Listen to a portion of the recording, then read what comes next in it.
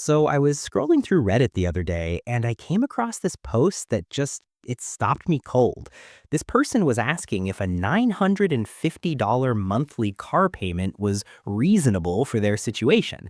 They made about $75,000 a year, had maybe $8,000 in savings, and they just signed the paperwork on a brand new SUV. And the comments? Look, the comments were split right down the middle. Half the people were saying that's totally normal. Everyone has a car payment. And the other half were basically screaming into the void about how insane that was. And here's what got me. Both groups were actually missing the point entirely. My name is Rayhan, and I spend way too much time thinking about how we rationalize terrible financial decisions that feel completely normal in the moment. If you're someone who's ever looked at a monthly payment and thought, I can afford that, without doing the actual math on what it's really costing you over time, make sure to hit that subscribe button and give this video a thumbs up if this helps you out. Because here's the thing, that $1,000 car payment, it's not actually costing you $1,000. It's costing you somewhere between $3,000 and $4,000 when you factor in everything that's really happening. And no, I'm not just talking about insurance and gas. I'm talking about something way more insidious that literally nobody at the dealership is going to explain to you. So let's break this down, because this might be the most important financial concept you learn this year. You're not just paying for the car itself. A $1,000 monthly car payment on, say, a $65,000 SUV financed over 72 months at 7% interest, which, by the way, is completely typical right now, that loan is going to cost you about $11,000 in interest alone over those 6 years. So right off the bat, you're not buying a $65,000 car. You're buying a $76,000 car.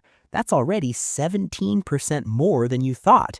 But wait, there's more. And I know that sounds like an infomercial, but seriously, stick with me. Full coverage insurance on a vehicle like that, you're looking at anywhere from $200 to $350 per month, depending on where you live and your driving record. Let's call it $250 to be conservative. Gas? If you're driving 12,000 miles a year and getting 22 miles per gallon with gas at $3.50, that's another $160 a month. Maintenance and repairs? AAA estimates the average annual maintenance cost for an SUV is about $1,200, so that's another $100 a month. So now we're at $1,000 for the payment, plus $250 for insurance, plus $160 for gas, plus $100 for maintenance. That's $1,510 per month, nearly $1,600 when you round up. Over 6 years, that's $108,720 for one car. Now, you might be thinking, okay, Rayhan, that's bad, but that's still not $3,000 or $4,000 per month. What are you talking about? And this is where it gets really interesting. Every dollar you spend on something is a dollar you can't spend on something else. Economists call this opportunity cost, and it's probably the single most important personal finance concept that nobody ever explains properly. Let me put it this way. That $1,000 you're sending to the car loan every month, if you weren't spending it on a rapidly depreciating asset, you could be investing it. And over those same 6 years at a conservative 8% average annual return in a basic index fund, that monthly $1,000 would grow to about $91,500. But you're not just losing out on $72,000 in car payments. You're losing out on the nearly $20,000 in investment returns you would have earned. That's the opportunity cost. That's the money that's evaporating into thin air while you're sitting in leather seats with a heated steering wheel. But here's where people's brains start to break, and I need you to really focus on this next part, because this is the piece that changes everything. It's not just the 6 years of the loan, it's what happens after. You're 30 years old when you buy this car. You make the payments for 6 years, and at age 36, the car is paid off. Great, no more car payment. Except now the car is 6 years old. It's probably worth about $22,000 if you're lucky. And what do most people do at this point? They trade it in and buy another new car, another payment, another 6 years, and the cycle continues. But let's imagine an alternate universe. In this universe, you bought a reliable $15,000 used car. Let's say you financed $12,000 of it at 6% over 4 years. That's a payment of about $282 per month. So every month, instead of spending $1,000, you're spending $282. That's a difference of $718 per month. And here's what you do with that $718. You invest it every single month for the next 30 years until you're 60. Are you ready for this number? At an 8% average annual return, that $718 invested every month for 30 years becomes $1,002,000, over $1 million from the difference in car payments. Now, I can see some of you in the comments already typing, but Rayhan, I need a reliable car. Used cars break down. I can't risk being stranded. And look, I get it. That's a real concern. So let's be super conservative. Let's say every 5 years you spend $5,000 on a major repair for your used car. Let's say you replace it entirely every 10 years with another $15,000 used car. You know what you end up with? You still end up with $850,000 at age 60.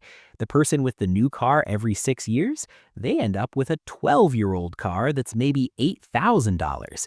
That's an $842,000 difference, over $750,000 in lost wealth from one decision pattern repeated over your working lifetime.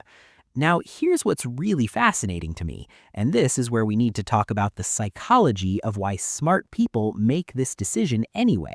Because look, I can show you these numbers until I'm blue in the face, but people still line up at dealerships every single day to sign papers on $70,000 trucks.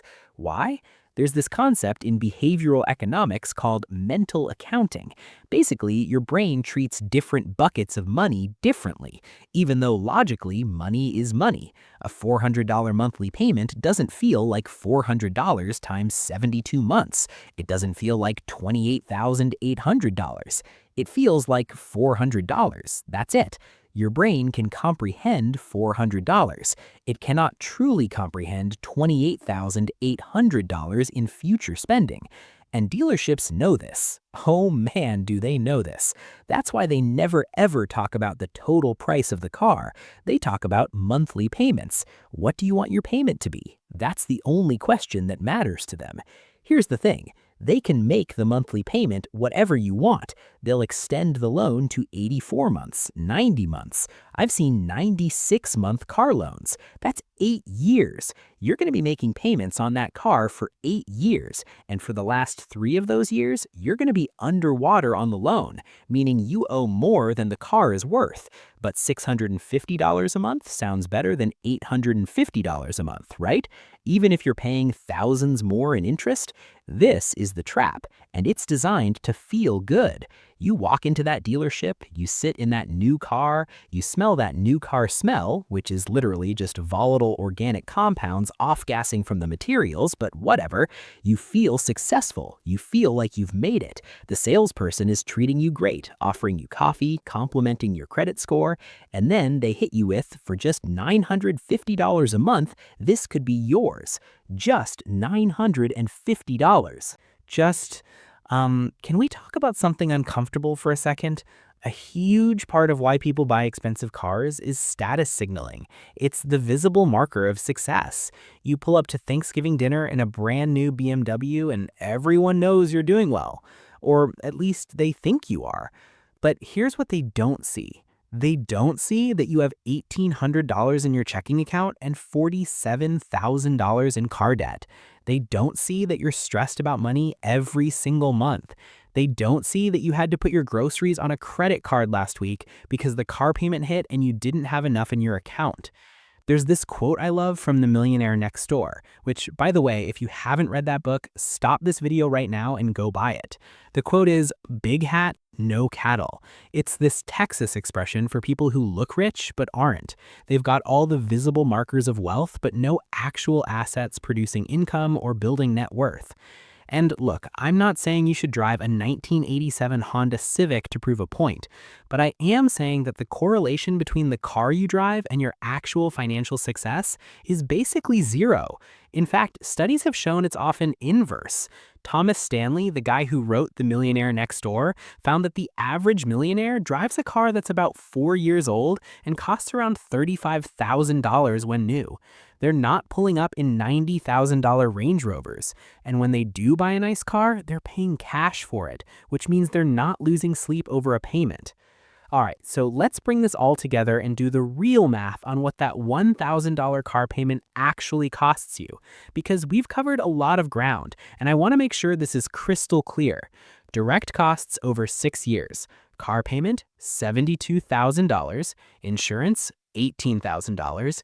Gas, $11,520.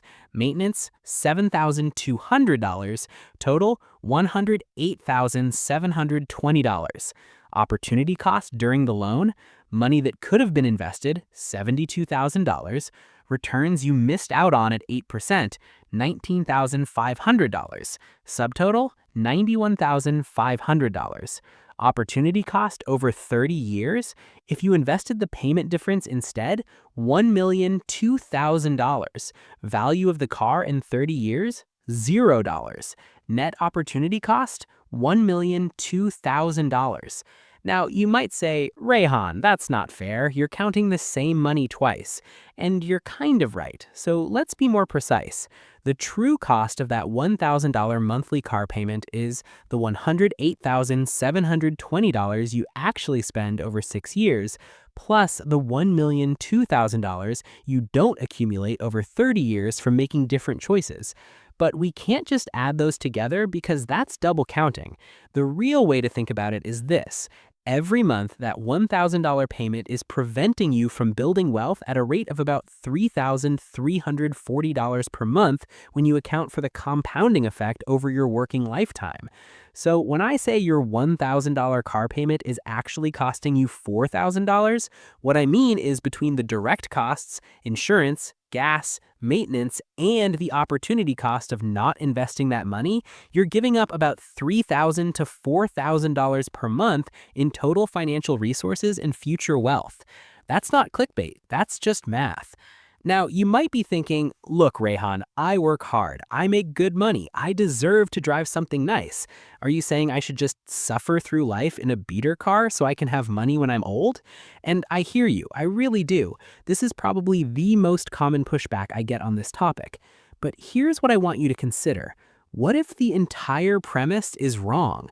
What if deserving something nice doesn't mean financing something you can't afford? What if actual financial peace, not worrying about money, not living paycheck to paycheck, not staying in a job you hate because you need the income to cover your payments? What if that feels better than leather seats? I'm not saying don't ever buy a nice car. I'm saying buy it when you can actually afford it. And afford it doesn't mean can make the monthly payment. It means you could buy it with cash and it wouldn't significantly impact your financial trajectory. Dave Ramsey has this rule, and I know some people can't stand Dave Ramsey, but this rule is solid. Don't buy a car that's worth half your annual income. If you make $75,000, that means your car should cost no more than $37,500. And ideally, you save up and pay cash for it. But Rayhan, that's impossible. It would take years to save up for $37,500. Yeah, exactly. That's the point. If it takes you years to save up for the car, that's a sign that you can't actually afford the car. The monthly payment just disguises this reality. Okay, so enough doom and gloom. Let's talk about solutions. What should you actually do if you need a car? Here's my recommendation, and I know this isn't sexy, but it works. Step 1, buy a reliable used car in the $8,000 to $15,000 range. I'm talking about a 5 to 7-year-old Honda Civic, Toyota Corolla, Toyota Camry, Honda CR-V, or Toyota RAV4. These cars will run for 200,000 miles with basic maintenance. They're boring, they work. Step 2, if you need to finance part of it, put down at least 20% and finance the rest over no more than 48 months. This keeps you from going underwater on the loan. Step 3, keep the car for at least 10 years. Drive it until the wheels fall off. Every year after it's paid off is a year of wealth building. Step 4, take the difference between what you would have spent on a new car payment and automatically invest it in a low-cost index fund. Set it and forget it. Step 5, when the car finally dies, you have two options. Option A, buy another similar used car with cash from your investments and keep investing the rest. Option B, by this point, you might have enough to buy a nicer car with cash if you really want to. Let me give you a concrete example. Let's say you're 28 years old and you follow this plan. You buy a 2019 Honda CR-V with 60,000 miles for $18,000. You put down $4,000 and finance $14,000 at 5.5% over 48 months. That's a payment of about $322 per month. Meanwhile, your coworker buys a brand new 2024 Toyota Highlander for $50,000. They put down $3,000 and finance $47,000 at 6.5% over 72 months. Their payment is $779 per month. You take the $457 difference and invest it every month. After 4 years, your car is paid off and you have about $24,800 in your investment account. Your coworker still has 3 years of payments left. You keep driving your 2019 CR-V and now invest the entire $322 you were spending on the car payment plus the $457 difference for a total of $779 per month. Fast forward to age 38, you're still driving that 2019 CR-V, which now has 180,000 miles, but runs fine. Your coworker is on their second new car, now making payments on a 2034 model. You have $144,000 in your investment account. At age 45, your CR-V finally dies. You've been investing $779 per month for 17 years. Your account is now worth $343,000. You could buy a brand new luxury car with cash and still have over $280,000 invested. Or you could buy a nice $30,000 used car with cash and keep the rest invested. Your coworker, still making payments, still has basically nothing saved. This is the power of playing the long game. American car culture is designed to keep you broke. The average American car payment in 2024 is $738 per month. The average car loan term is now over 68 months. People are financing vehicles for nearly 6 years at interest rates that would make a credit card blush. And it's normalized. It's completely socially acceptable to have an $800 car payment, but weird to drive a 10-year-old paid-off car. We've collectively agreed that going into massive debt for a depreciating asset is just what you do. It's adulting. Everyone has a car payment. Except here's the thing, they don't. Wealthy people, actually wealthy people, not looks wealthy on Instagram people, they're not making car payments. They're buying reliable vehicles well below their means, or they're buying luxury vehicles with cash after they've already built significant wealth. There's this statistic from Experian that always blows my mind. 85% of new cars are financed. Only 15% are purchased with cash. But here's what's wild. That 15% includes both extremely wealthy people and extremely poor people who scrape together cash to buy a $3,000 beater. The middle class, almost entirely financed. We're the only ones playing this game, and we're losing. I want to tell you about my friend Marcus, because his story perfectly illustrates what's possible when you opt out of the car payment cycle. Marcus made about $65,000 a year as a software developer. When he was 26, he really wanted to buy a new car. He'd been driving his college car for 5 years, and he felt like he deserved an upgrade. He was pre-approved for a $40,000 loan.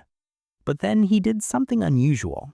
He actually calculated what that would cost him over his lifetime, and it made him physically ill. He realized that buying that car would delay his retirement by probably 7 years. So instead, he bought a 2015 Mazda 3 for $11,000 cash.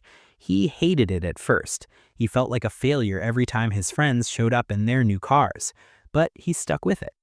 He invested what would have been his car payment, $650 per month. After 5 years, he had $48,000 invested. The market did well, so it was actually worth about $55,000. His friends? They'd just traded in their 5-year-old cars for new ones, new payments, back to square one.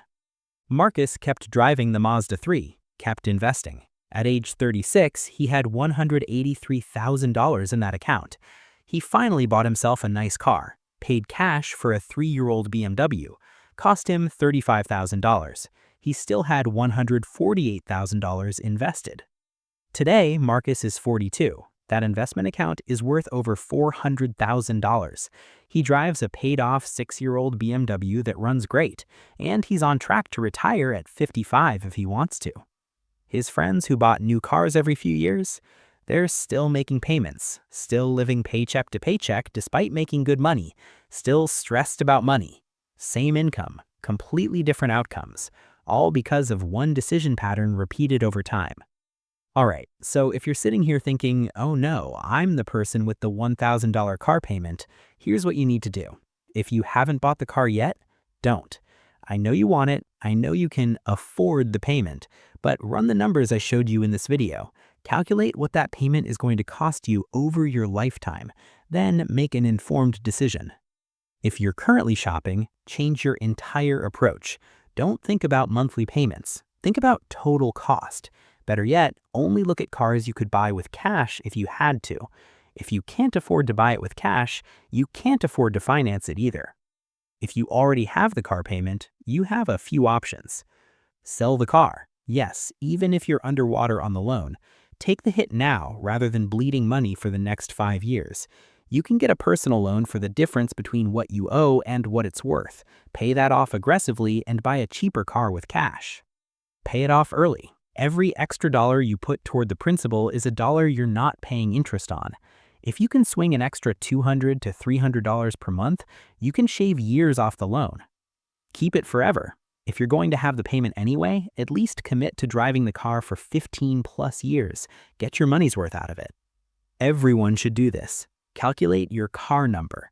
This is the total amount you're spending on car-related expenses every month. Payment, insurance, gas, maintenance. Add it all up. Then calculate what that money would become if you invested it instead. Use a compound interest calculator online. I guarantee that number is going to shock you. I'm not trying to make you feel bad if you have a car payment. Most people do. It's normalized in our culture. The entire economic system is designed to push you toward debt.